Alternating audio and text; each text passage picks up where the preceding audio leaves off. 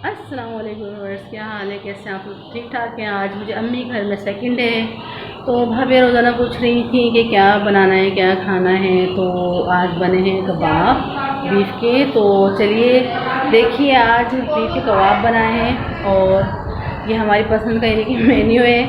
नंदे आई हुई घर में, तो भाभियाँ आगे पीछे हुई हुई हैं, तो बहुत मज़ा आ रहा है, बहुत इंजॉय कर रहे हैं मेरे घर पे। तो देखते हैं, आइए मैं दिखाती हूँ आपको कि हम।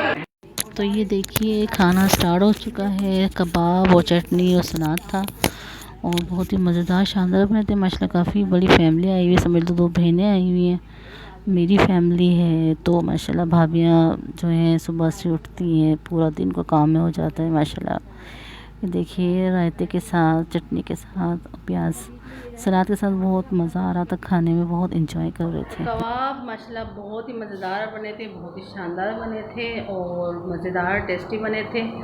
तो आज यानी कि अम्मी के घर पे हूँ मैं तकरीबन, और देखो कितना यानी कि दिन लगते हैं मुझे यहाँ पर। तो आप लोग मेरी वीडियो को फॉलो वॉच कीजिएगा, यहाँ पर मैं ब्लॉगिंग या वीडियोज़ वगैरह अपलोड करूँगी।